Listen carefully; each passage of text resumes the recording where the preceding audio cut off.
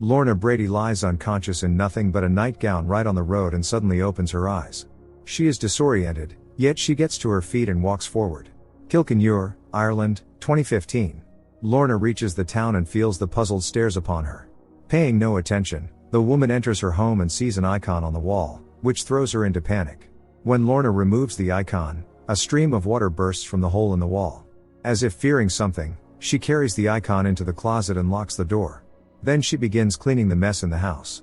On the radio they speak of a case linked to a mother and baby home run by the Catholic Church. There is reason to believe that children were taken from the women illegally, without their consent. Lorna herself went through the same ordeal. She goes to work at the atelier, 5 minutes late. The owner tells her that some woman, who never gave her name, came in and left a letter for Lorna. She decides to read it later, though a sense of unease keeps gnawing at her. A client, Tabitha, is thrilled with her wedding dress. Lorna is a lace specialist. After her shift she stops by a shop and buys a new door lock. The woman is not afraid of those who might break in, she fears herself, the one who might walk out. Her pregnant friend Neve approaches her and says she was seen wandering the streets at night. She must have been sleepwalking again. In this small town nothing can remain secret for long. Lorna insists that she is fine, but Neve knows it is a lie. Since she fled the infamous Magdalen laundry, she cannot truly be fine. Tomorrow Neve is arranging a meeting with the women from the convent, hoping to gain justice for all of them. Yet Lorna refuses to join. At home after sealing the leaking pipe, she opens the envelope.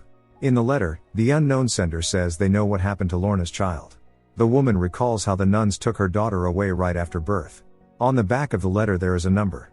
Without hesitation Lorna calls, but hears only static, and then the call cuts off altogether. Could it be someone's cruel joke? Suddenly a message comes from that number, suggesting a meeting at the pub at 8. The past haunts Lorna. Once her parents decided to send her to the Magdalen laundry because of her illegitimate pregnancy. It was considered a tremendous disgrace. Lorna begged her father and mother not to do it, yet they were adamant.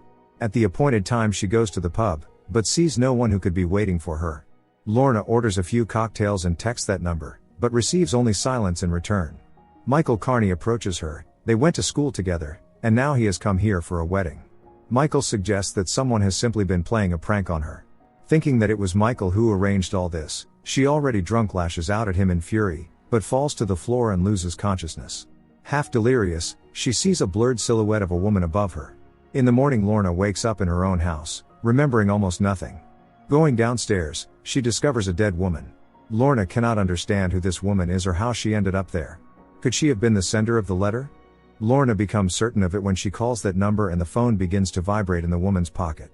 Detective Coleman Aande is called in on his day off, because in Blackrock, Dublin, Father Percy Sheehan has been found dead in his home. Perhaps it was the result of a fall from the stairs. There are no signs of forced entry. Detective Aande had known Father Percy since childhood. When Coleman had behavioral problems, the priest had taken him under his wing. The police officers notice that Father Percy's car is missing. Soon they find it 2 miles away. Lorna does join the meeting of women who suffered in the convent. They are determined to compel the authorities to acknowledge the Magdalen laundry, where women sent there were subjected to cruel treatment. Exactly the same took place in the mother and baby home. The public advocate James Coyle will help them ensure that justice prevails. Lorna wants to ask if anyone else has received letters, yet she does not dare. Not all the women are present at the meeting, so perhaps she is not the only one who got a letter. While the victims of the Magdalen laundries argue over what matters more, to obtain compensation or to provoke public outcry, Lorna asks Neve for a private word. But suddenly she changes her mind and walks away. Coleman recalls how kind Father Percy had been to him. For Detective Aande, the priest's death is a personal tragedy, so even after his workday ends he cannot allow himself to go home, something Sergeant Aidan Massey remarks upon. The sergeant's task is to ensure that such cases do not attract wide public attention. Coleman explains that the priest was a good friend of his family, therefore he intends to get to the truth at any cost. Together the sergeant and the detective examine the car, which still sits in the field under the guard of inexperienced Constable Connor Skelly. Coleman is surprised that the car has not yet been processed by forensics. But the sergeant is powerless to influence this, since without orders from above he cannot take any decisions. Coleman intends to question the locals. Father Percy did not live in this town, so the police must determine what tied him to it. The first to be questioned is Amy Kane, who works at the gas station shop and is reluctant to engage. She has no interest in seeing the culprit found, since as she says it was Father Percy who helped send many women to the Magdalen laundry. Amy went through it too, and so she believes the priest got what he deserved, if not less. This creates dissonance for Coleman, since he had known Father Percy from an entirely different side. Amy has an alibi. Yesterday she was at the hospital. Yet she does not conceal her joy over the priest's death. Later Coleman asks the sergeant about the Magdalen laundry and Father Percy's possible involvement. Massey says that it did happen, but everything was hushed up, since the Magdalen laundries are officially outlawed. Coleman intends to go to the local convent and find out everything. Massey advises him not to do it. It would stir up trouble, and those above would clearly disapprove. Lorna tries to piece together the events of the previous night. According to the pub employee, she got drunk, lost consciousness, and then was escorted by some woman. The conversation is interrupted by Connor, the girl's boyfriend. He mentions the strange death of a priest in Dublin. Seeing the priest's car on a tow truck, Lorna remembers how many years ago Father Percy took her away. It had been her parents' wish. Lorna resisted, but her opinion was of no interest to anyone. The past haunts her to this day. The detective and the sergeant question two elderly women, Peggy and Deirdre, also former inmates of the Magdalen laundry. They say that Father Percy dealt with women who had become pregnant out of wedlock. Women who in the opinion of others attracted the attention of men, especially married men, also ended up in the Magdalen laundry. The same fate befell Peggy, although she had never even had a boyfriend. Few managed to return to normal life and start families. What went on in the Magdalen laundry was more terrible than one could imagine. For this reason many had a motive to harm Father Percy. Sergeant Massey recalls that last year Lorna Brady broke into the convent grounds and desecrated a statue of the Virgin Mary. But she did it in a fit of sleepwalking, not deliberately. In Massey's view, Miss Brady is insane, yet harmless. Lorna returns home, the body of the unknown woman is still there. Meanwhile, Coleman finds a file on Miss Brady in the archive. She opens a box of old newspaper clippings and photographs capturing life in the convent. For many years she has been searching for answers. Suddenly the doorbell rings. It is Detective Aande. Lorna hides, pretending she is not at home, and soon Coleman leaves. Lorna is on the verge of a panic attack. Who is that dead woman in her house? In Lorna's memory there is nothing about it. Under cover of night she takes an axe and walks through the streets in the rain. Amy Kane notices her from the window of the gas station shop. Lorna breaks the lock on a garage door next to the police station and sets Father Percy's car on fire with a smile. An explosion rings out, and in that moment Lorna comes to her senses, not remembering how or why she ended up there. The woman runs home and writes on the wall, "Stay awake." The police arrive at the scene of the arson. Forensics are on their way too, but clearly they will find nothing, yet Coleman does not intend to give up. He is convinced that these two crimes are connected. Someone is trying to cover their tracks. The next day at work Lorna is completely withdrawn and reacts to almost nothing. Suddenly the police appear at the atelier to speak with her. She claims she does not remember Father Percy, but Coleman feels it is a lie. He knows that Lorna lived in the convent for a time, so she cannot possibly have forgotten. Unable to contain her emotions, the woman says she feels unwell and needs to sit down. Massey insists that the conversation be stopped for now. Coleman is forced to leave empty-handed. To this day Lorna remembers vividly how her newborn daughter was taken away, done by a nun under Father Percy's orders. In a burst of rage the woman, without realizing it, ruins Tabitha's dress. Suddenly she has a revelation. The dead woman in her house is that very nun. Who else could have known where her daughter was? Lorna takes the axe and begins hacking a huge hole in the wall, where she hides the nun's body. Then she boards up the wall with planks. Morning comes. Lorna wants to believe that all those events were nothing but a nightmare in the night. Is there a body in the wall? Lorna remembers how in the Magdalen laundries the nuns forced women to work hard. Very strict rules were enforced there. Women were deprived of all earthly pleasures, to atone for their sins. On the nun's phone a call comes in from someone named Dara. Lorna does not answer but writes a message, saying she cannot talk because she might be overheard. From the exchange with Dara it becomes clear that the nun's name is Epha. On Epha's behalf Lorna suggests meeting Dara. But before a reply arrives, the phone dies. According to footage from surveillance cameras on the outskirts of Dublin, a woman was behind the wheel of Father Percy's car, with a man in the passenger seat. They obeyed the speed limit and avoided main roads whenever possible. The woman's face is not visible, but the man's face is captured. Not far from the site of the fire there is a stable, and the owner, Thomas Coughlin, claims that on that night he saw Amy Kane running away from there. But Massey does not take this seriously, since Thomas has a clear motive to slander Amy. Seeing Clements in the shop, Lorna recalls how they had once been together in the Magdalen laundry. Their stories are alike, both were separated from their children. Long ago the girls promised each other that they would escape together. Now they do not even look at one another. Amy Kane denies having anything to do with the fire. Yet when shown the photo from the surveillance cameras, she recognizes the man in the passenger seat. He had been at the gas station shop the day before and acted suspiciously. He also had a sobriety token from 5 years ago. Amy immediately realizes that it was Thomas Coughlin who framed her. She also understood last time, from Detective Aande's reaction, that he had known Father Percy. When the detective and the sergeant enter the shop where Lorna is buying a charger for Epha's phone, she hides behind the counters. The police are there to view the surveillance footage, in case the arsonist was caught on camera. They still notice Lorna. She discreetly takes the phone and the charger, then just as discreetly spills Damien the shop assistant's coffee onto the computer's power supply. This way she will manage to buy some time. Then she switches on the phone. Dara has already set up a meeting by text. In the evening Lorna comes to the pub. The police succeed in identifying the driver, Dara Ahern, with 1 conviction for aggravated theft and 2 for grievous bodily harm. This is the person Lorna is about to meet. She calls the number and sees a man at the next table pick up. He thinks he is supposed to meet Epha. Lorna quickly hangs up the call, then approaches Dara and asks about Epha, but he is not inclined to speak with a stranger. Yet Lorna is not about to give up. Introducing herself as Grace, a former nun, she lies, saying that she and Epha became close friends in the convent. From the conversation it becomes clear that Dara and Epha are married. Lorna tries to understand what Epha had wanted to tell her. Dara says that his wife was trying to do a good deed, which is why she came back. He is very worried about her, since she has disappeared. Sensing something wrong, Dara calls Epha and realizes that Lorna has her phone. He asks Lorna if it was she Epha had intended to meet and whether her name is Clements. Suddenly the police enter the pub and arrest Dara on suspicion of taking Father Percy's life. Noticing Lorna, the detective begins to pursue her while she flees from him. A chase begins, leading Coleman into a narrow alley. At that moment he has a blackout. He recalls how many years ago he was running from someone through a dark tunnel. In the end Coleman loses sight of Lorna. Meanwhile she drives off in a car, when suddenly she slams on the brakes, seeing a baby crib in the middle of the road. Lorna gets out, and hearing crying, approaches the crib. Of course it is a hallucination. The woman sees Clements standing before her, holding a baby in her arms. Lorna goes to Clements's place. The door is opened by her brother, David, who at first thinks Lorna is sleepwalking again, but it quickly becomes clear that she is lucid now. The woman says that perhaps someone knows about their children, who were taken from them many years ago. But David does not want to hear anything about it. He refuses to let the past drag his sister down and warns Lorna that if she ever comes again, he will call the police. Dara refuses both a lawyer and to answer any questions.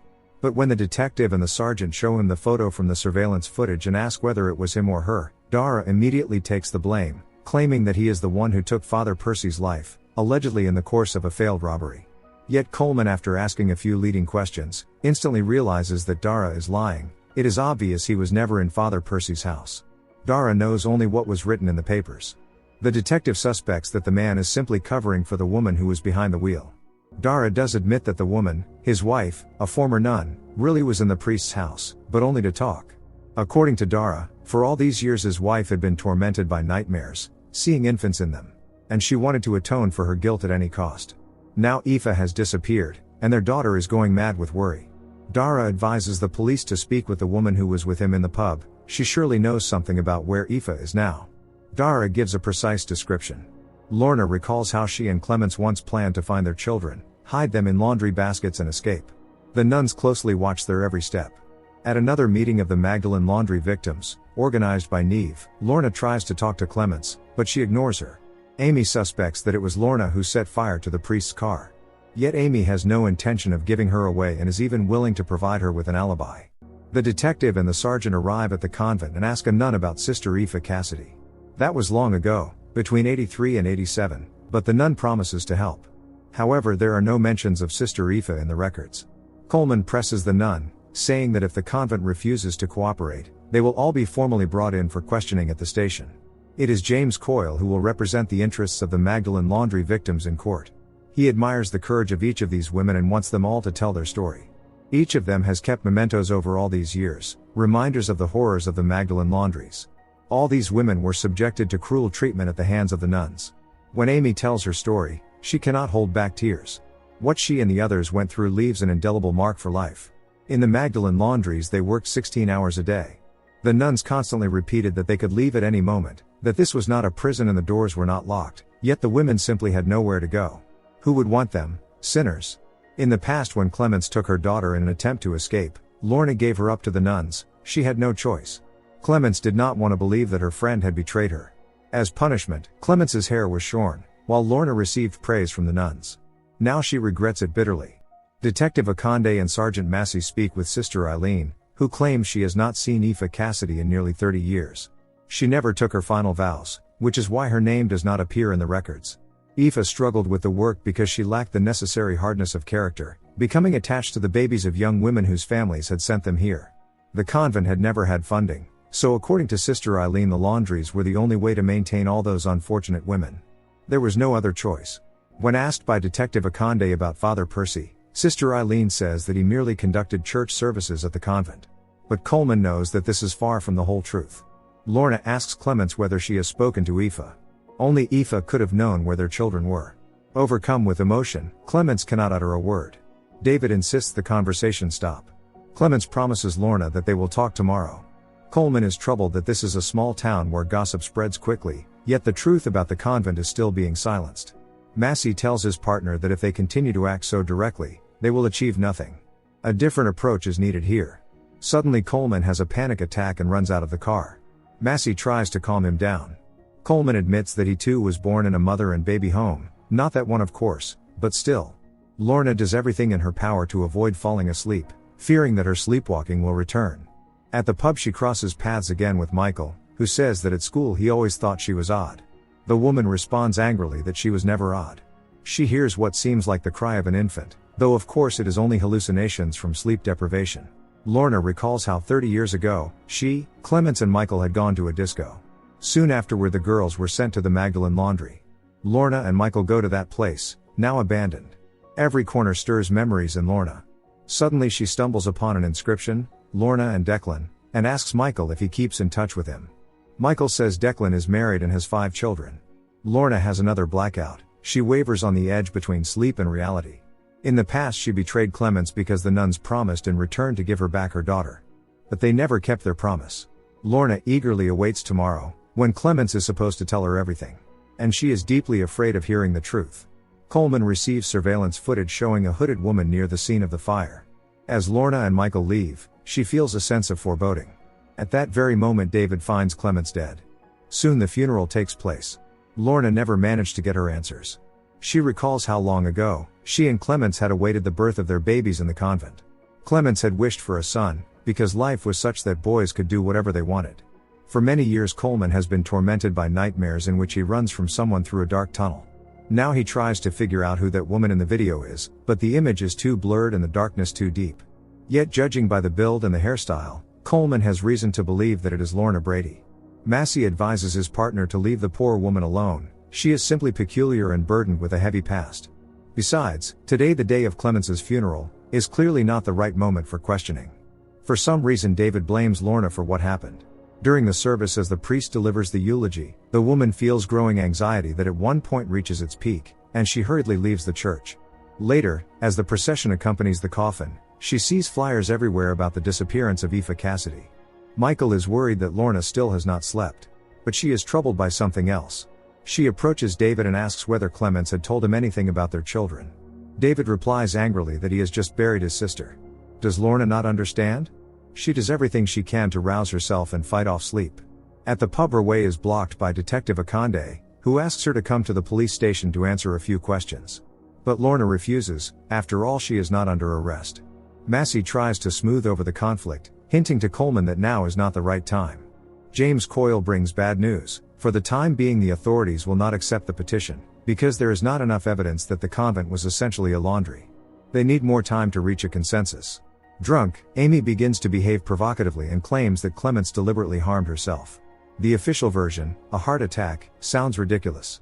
Lorna tells Amy to shut up, which leads to a conflict stopped by David, who asks Lorna to walk him home. Angry, Amy tells Coleman that she saw Lorna set Father Percy's car on fire.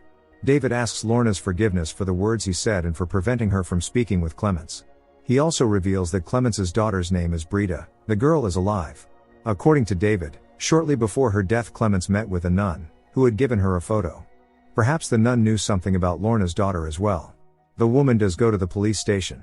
But first she asks where the restroom is. There she drips hot pepper into her eyes, trying to wake herself up. The detective asks Lorna outright whether she committed the arson.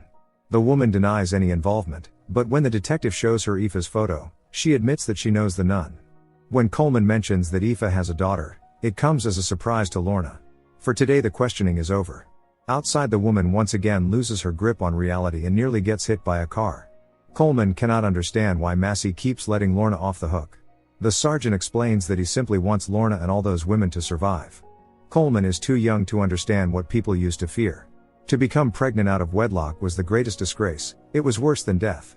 Lorna is convinced that Epha wanted to give her a photo of her daughter, just as she had given one to Clemens. So many questions remain unanswered. If Lorna does not sleep right now, she will no longer be able to stay awake, so she asks Michael to watch over her while she sleeps. He has already heard that she wanders in her sleep. The police continue to question the locals, but Coleman feels it is a waste of time. In a fit of sleepwalking, Lorna cuts up Britta's photo and wounds Michael's hand. He splashes water in her face to force her awake. She is so sorry. Not wanting to remain in the same room with a madwoman, Michael leaves. Coleman replays the recording of Dara's interrogation, then visits him in custody. The man awaits trial in prison. When shown Lorna's photo, he confirms that this is the woman in the pub who introduced herself as Grace and had Epha's phone. Coleman promises to find Epha, but for that he needs her husband's help. If Dara refuses to cooperate, nothing will come of it. Dara says that before her disappearance Epha had mentioned the house of the Good Shepherd. Whoever was there, Epha feared them. Lorna has pieced the photo back together. Suddenly there is a knock at the door. On the threshold stands a girl looking for Lorna Brady. Her name is Olivia, and she is Epha's daughter. They go to the pub to talk.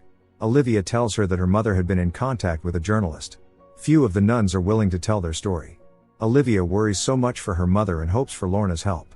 The woman only says that she is sorry. Lorna truly does not remember what happened. Most likely Epha knew where all the children were sent.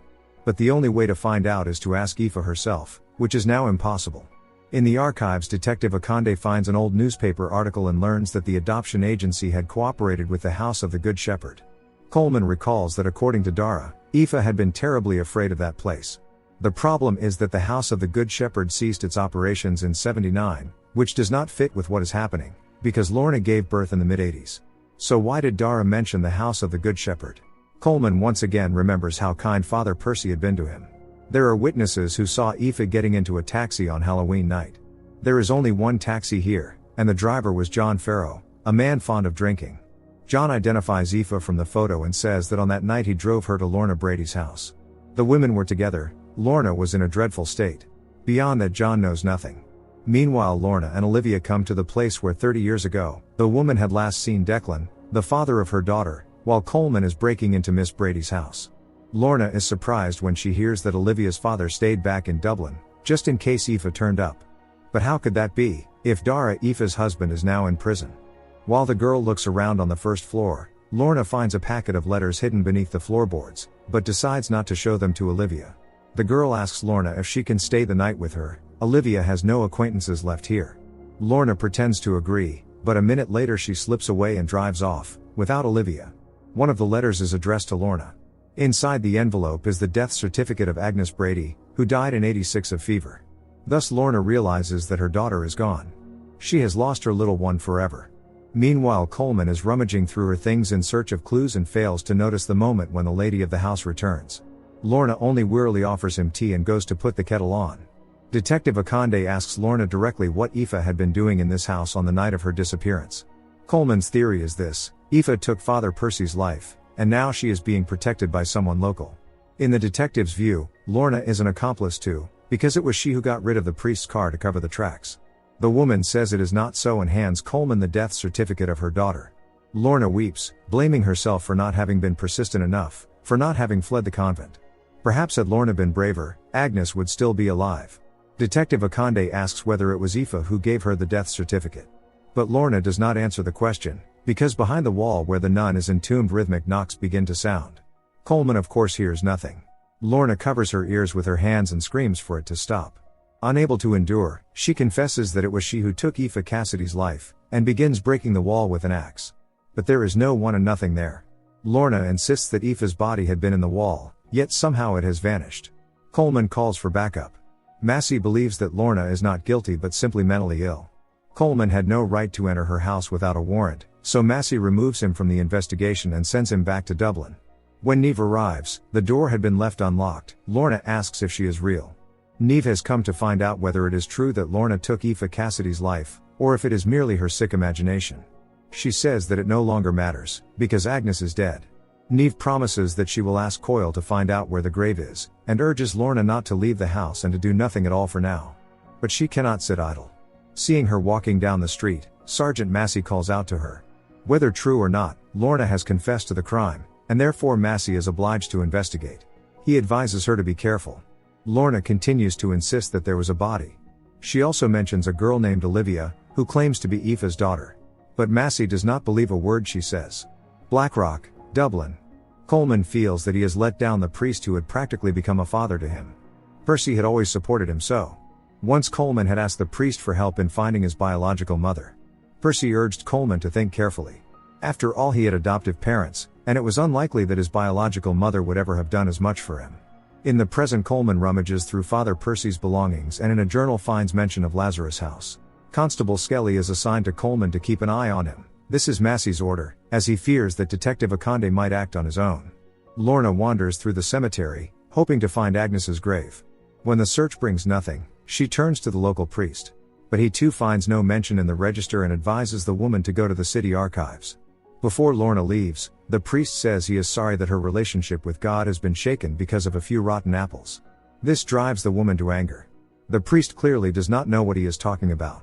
She has never encountered God, nor has anyone. God may be anywhere, but not in this place. Coleman and Skelly examine the house once more. Coleman notes that Father Percy's phone is not on the list of evidence, nor was it found in the house. Could the attacker have stolen the phone to keep it out of the hands of the police? Lorna comes to the archive, yet Agnes Brady is not in the records there. The woman cannot understand how this is possible. There is a death certificate, but no record of burial.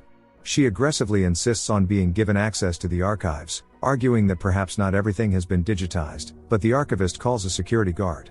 Niamh tells James Coyle about the death certificate of Lorna Brady's daughter. He in turn says how close they are to their goal. The judge is ready to consider the case for recognizing the convent as well as the mother and baby home as Magdalene Laundries. But if word of what Lorna is doing reaches certain people, all their efforts may be ruined. Stealing a badge, Lorna sneaks into the archive. She imagines a nun following her, but the woman is determined. She steals all the folders she needs. Today is the birthday of Lola, Coleman's adoptive mother. But even during the party his anxiety does not leave him. Later he dreams a nightmare in which he runs along that dark tunnel, begging Father Percy for help, but the priest rapidly moves away from him. Lola enters her adopted son's bedroom, sensing that something troubles him. He tells her about his nightmares, the same ones that tormented him in childhood, when his adoptive parents had just brought him from Lazarus House. Coleman asks Lola whether Father Percy had any connection to Lazarus House. She replies that the priest merely helped them find an adoption agency, the House of the Good Shepherd. After that, the agency handled everything. Father Percy had simply recommended it. The search brings nothing. Agnes' name truly does not appear on any list. Lorna decides to make an improvised memorial in honor of her deceased daughter, whom she never got to know. Detective Aande calls Sergeant Massey and says he regrets how everything turned out. Coleman also has a question regarding the House of the Good Shepherd. He has reason to believe that it operated at least until '89, because as it turns out he too was adopted through them. Perhaps the House of the Good Shepherd had gone underground, which would mean that for a decade children were handed over to adoptive parents illegally. If Father Percy had played any part in this, then here lies a motive for his murder. Coleman knows of at least one more place that might be involved, Lazarus House. That is where he was born. Lorna examines all the contents of Aoife's packet. From the internet Coleman learns that in recent years Lazarus House had been run by Bishop Brendan Rice. Lorna leaves Michael a voice message asking for help. She has found something. Coleman confirms that Father Percy and Bishop Brendan Rice had been connected. Michael goes to Lorna's. He is sorry to hear that Agnes is gone, like hundreds of other children. But how could such a thing be possible in a place like a convent? What troubles Lorna is whether it was only her daughter who was not buried, or all the others as well. She asks Michael to help her compare all the names from the death certificates with the records in the archives. Coleman visits Bishop Brendan Rice under the pretext of arranging a memorial evening for Father Percy.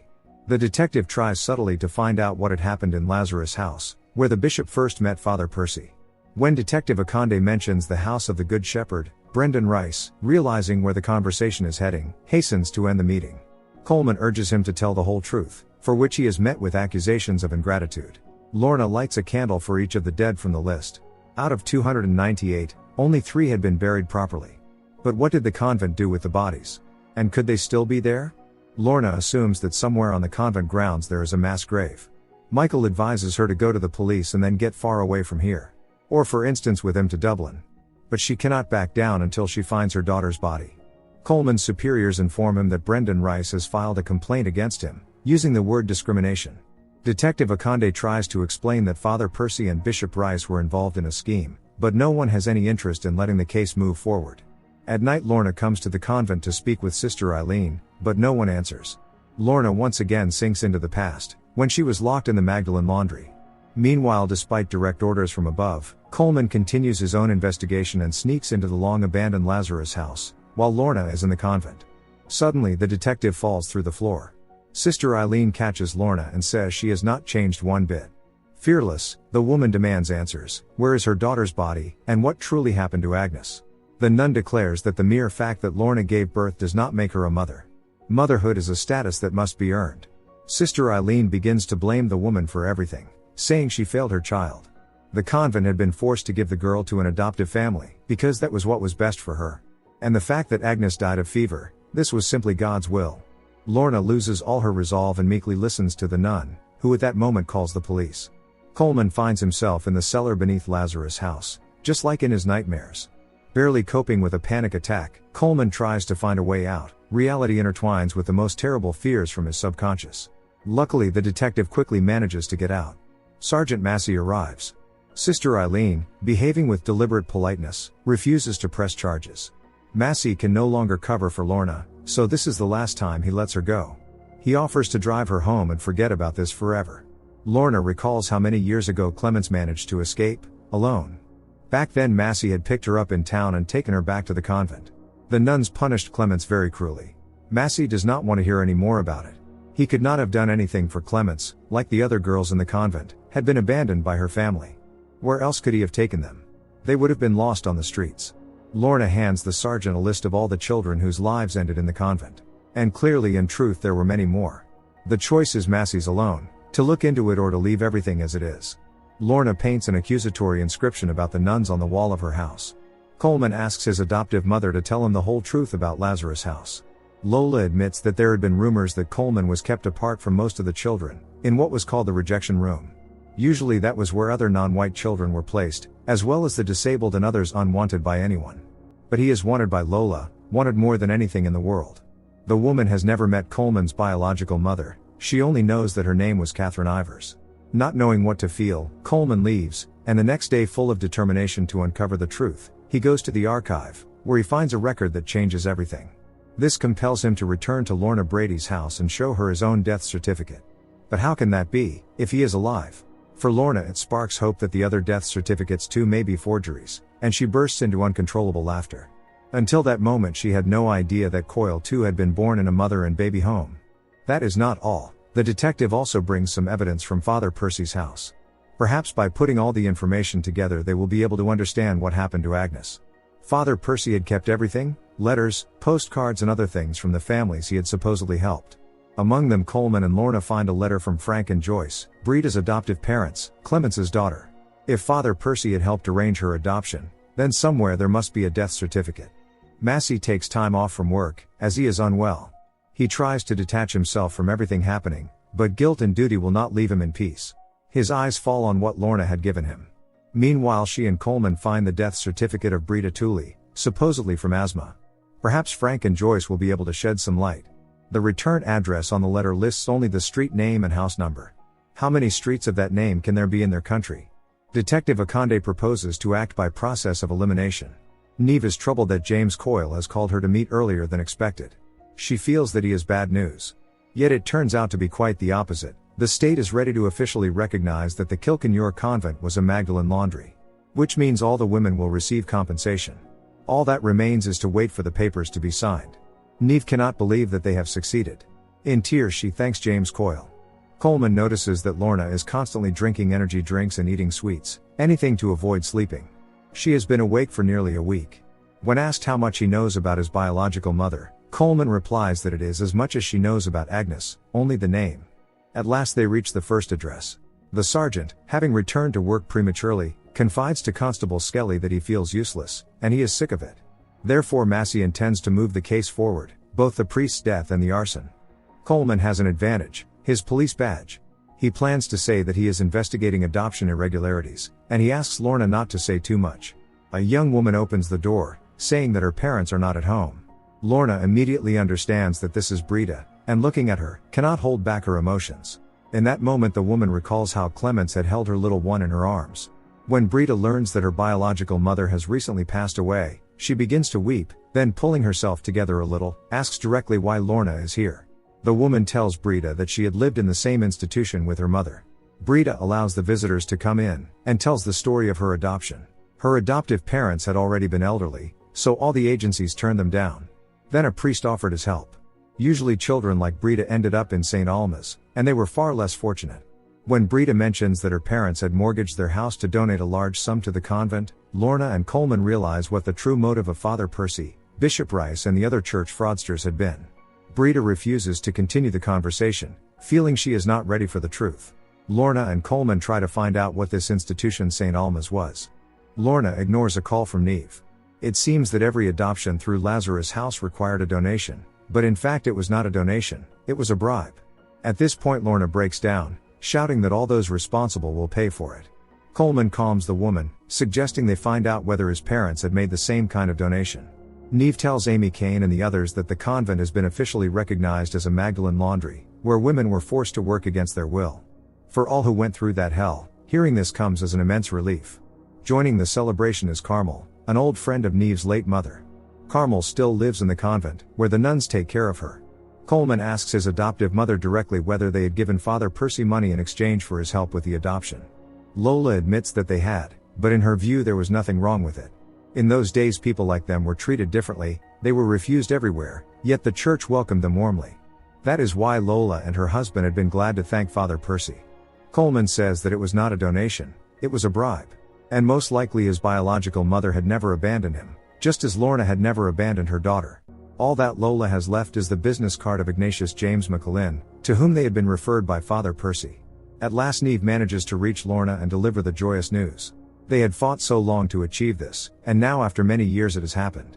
All that remains is to sign the agreement. Since Lorna is in Dublin, Neve sends her all the documents by email. But when she reads them, Lorna realizes that it is only an attempt by the state to protect itself, for the agreement stipulates that the women give up all further legal claims.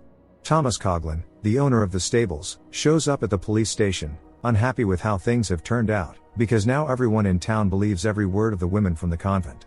Thomas wants Massey to do something about it, but the sergeant smugly says that it is not in his power. Meanwhile the women continue celebrating in the pub, discussing how they will spend the money from the compensation. Suddenly Lorna arrives and says that the agreement must not under any circumstances be signed, because it would mean they could no longer bring claims against the church. But everyone is satisfied as it is, for this is the best result they could have hoped for. So Lorna reveals the worst part of the truth, the Lazarus House adoption scheme. Coleman shows the sergeant his own death certificate. Massey has also managed to learn something. Shortly before his death Father Percy had called someone, and that same person had most likely stolen the priest's phone. Coleman has the name of Ignatius James McAlin, one of the possible participants in the scheme, and if the detective had not been suspended from the case, he would have access to the databases and could learn more. Massey picks up on the hint. Despite everything, Neve and the other women refuse to help Lorna. The fact that the convent has been recognized as a Magdalene laundry and that they are no longer called liars is already enough. They cannot afford to miss this chance. If they keep digging deeper, the state will cover everything up again, and they will be forgotten. Forever. Even Amy, who also lost her child, does not support Lorna. Without their help she will not manage, for everyone in town thinks she is insane. Before Lorna's eyes the women sign the agreement. A drunken Thomas shows up, hurling insults. The women call Massey to come and quiet him down. Meanwhile Thomas keeps saying that each of them had ended up in the Magdalene laundry deservedly, because they were fallen women, especially Amy, who had thrown herself at him even though she knew he was married. In an outburst Amy cries that she would not wish anyone to endure the suffering she went through, not even him. She had been only 15. It was Thomas's father who had called the priest to conceal his son's shameful secret. Amy had given birth in the convent, and the very next day she had been sent to work in the laundry. But Thomas feels no pity for Amy or their child. Unable to stand it, she strikes him across the face, and the women begin to applaud. Massey says that officially Thomas slipped and fell drunk. Lorna and Amy reconcile. Despite everything, Amy signs the agreement. She is tired of fighting. At that moment Neve goes into labor. Coleman and Skelly working together discover that some time ago Ignatius had changed his name to Jim, and later to James. Long ago he had come to Interpol's attention for donation fraud, and now he himself is actively engaged in charitable activities. Looking at a photograph taken 20 years earlier, Coleman realizes with horror that it is James Coyle. While the ambulance is taking Neve away, Carmel tells Lorna that she remembers Epha Cassidy. She was not like the other nuns. So it is no wonder she never managed to take her final vows. Carmel believes that Epha Cassidy, as Lorna claims, had died. And then she rose again, because God had a plan for her. Such things had happened before in the convent. Back then, the nuns had witnessed a true miracle. After these words, Lorna has a sudden realization and runs outside. At that very moment we see Epha Cassidy open her eyes. Some time before these events, Epha, after 30 years, had come to visit Father Percy. Since her youth she had suffered from catalepsy, a rare side effect if epilepsy is left untreated.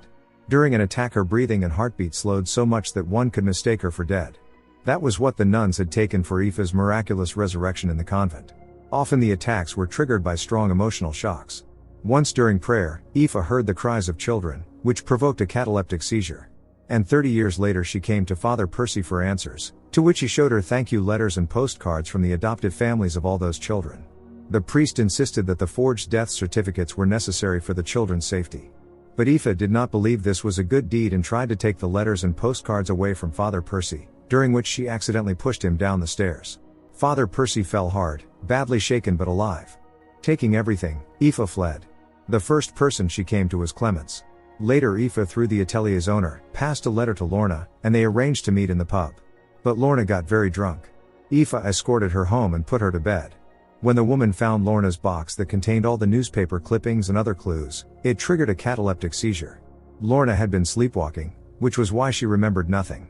Some time later Epha awoke, bricked up inside the wall. In the present, Lorna receives a call from the detective, who asks her to come to the station right now. He reveals that James Coyle is Ignatius McAlin, one of many intermediaries between the convent and adoptive families. For the past decades he is hidden behind charitable activities. Moreover, it is known that Ignatius McAlin had cooperated with St. Alma's School, which had once been a children's hospital. Lorna is convinced that they might know something there about Agnes's fate, and she sets out immediately, while Coleman and Massey prepare to speak with James Coyle. At St. Alma's, Lorna first lies, saying she wants to place her child here, but in the end she tells Mary, a caregiver, the truth about her situation. If there is any place where she can get help, it is here. Coleman and Massey demand that Coyle explain why he had called Father Percy shortly before his death, making it clear that they know about his changed identity. Could it be that Coyle had decided to get rid of Father Percy because the priest knew too much? Coyle denies any involvement, saying that it is not a crime to appear under another name. Besides, he physically could not have been involved in the priest's death, because he has an alibi. He was giving a speech, and several hundred people can confirm it. The case reaches an impasse, but Coleman has no intention of giving up so easily, believing that Coyle might have been in collusion with someone else, someone he had sent to Father Percy's house. Dr. Gallerio, one of the school's trustees and a former health official, agrees to answer all of Lorna's questions. But he has already dealt with similar cases and warns the woman that not all adopted children want their biological parents to find them. Lorna says she is ready for any outcome. Yet Dr. Gallerio is not so sure.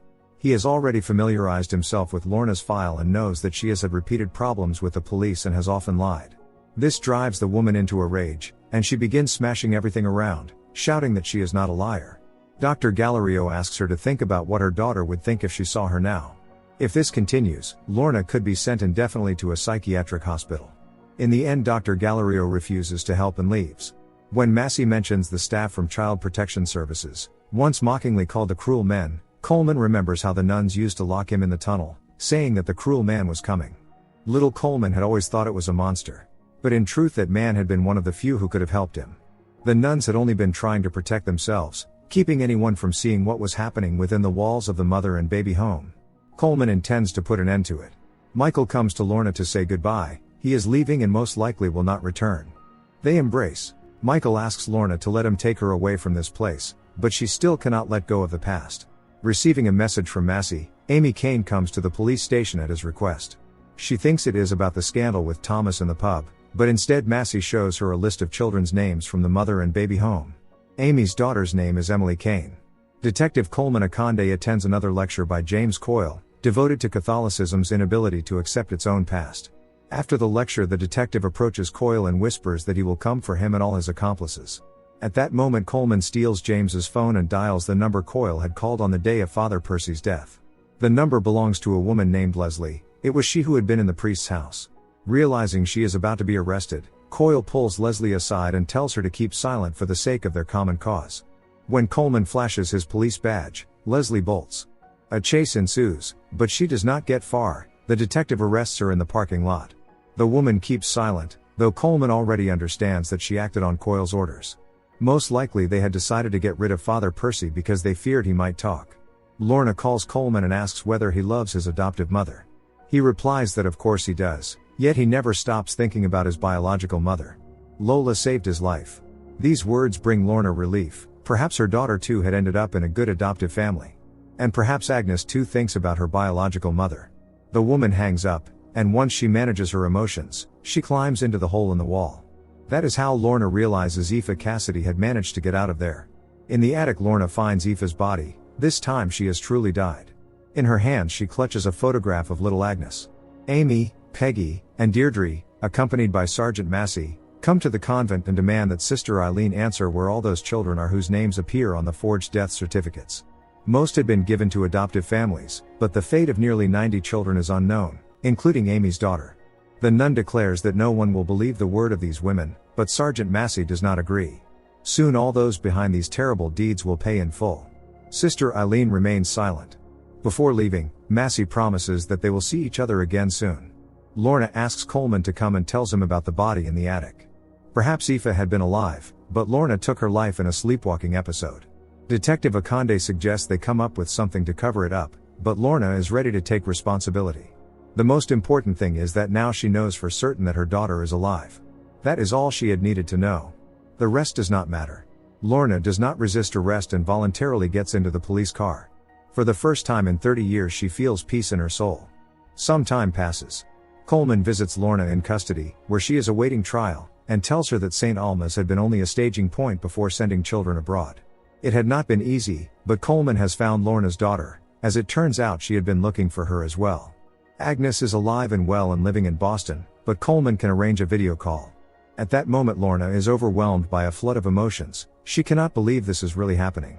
Coleman leads the woman into a separate room for the video call. On the screen Lorna sees her daughter for the very first time.